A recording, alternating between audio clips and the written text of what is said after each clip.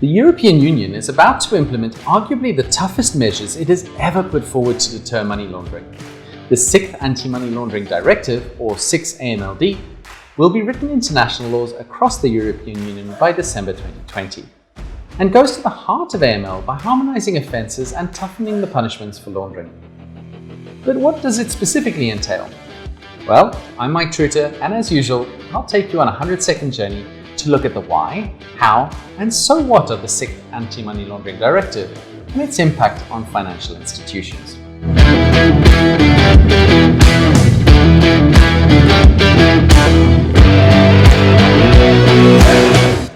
Once upon a time, there was a bank called BCCI, the Bank of Credit and Commerce International, or as its friends in law enforcement like to call it, the Bank of Crooks and Criminals International.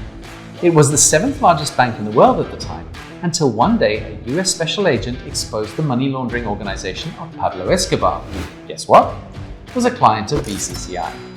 The bank went down shortly afterwards. That was in the 90s, but what would have happened if 6 AMLD were already in place at that time? These are the toughest measures ever adopted in the EU to determine money laundering. It harmonizes the definition of 22 predicate offences or crimes which are a component of a larger crime, including for the first time human trafficking, migrant smuggling, sexual exploitation, cybercrime, and environmental crime. But that's not all. With 6 AMLD, criminal liability is extended to legal persons and corporations too, so the brunt of penalties will no longer be borne by banks' shareholders only.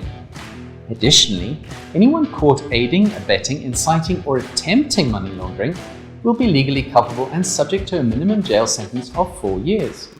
In simple words, if 6 AMLD were in place back in the 90s, or perhaps in Australia today where the Westpac case recently arose, there could have been criminal indictments in addition to civil fines and sanctions, and executives who knowingly failed to conduct proper due diligence, monitor risk, or execute oversight would have ended up in jail.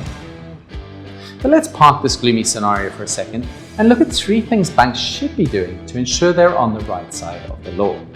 Number 1, take a proactive approach. Perform regular reviews of your AML strategy and refine it where required. Do not see this as a tick box exercise.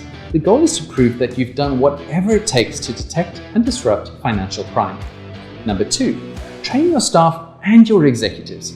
Ensure they're fully aware of and grasp the severe impact of this AML legislation, including understanding all 22 predicate offences and their corresponding indicators and flags. And number 3, invest in modern AML technology. The process of reviewing millions of transactions per month in an AML system that produces more than 90% false positives is ineffective and costly. Instead of doubling your AML compliance staff, invest in machine learning AI systems that can analyze and detect patterns among billions of transactions across all your banking channels. At the same time, these AI systems should be designed to detect financial crimes that are too complex to be captured by traditional AML checks. The clock stops here, but if you're wondering what will happen in the UK, now there's a great question. As we speak, the UK is still defining their deal or no deal exit. However, with regards to money laundering, the UK and the EU are already on exactly the same page. In fact, during negotiations, both parties agreed to support international efforts, particularly for the Financial Action Task Force.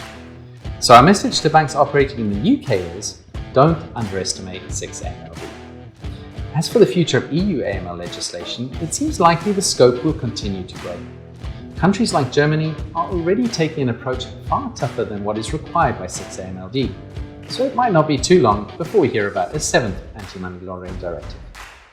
The important thing is to be ready, be vigilant, be responsive, and assess your AML tools by looking to the future. Finally, if your team is looking for ways to address the risks of modern slavery and human trafficking, I recommend you sign up to receive our MSHT Red Flag Accelerator. I'll leave you a link in the description below. Thank you and stay safe.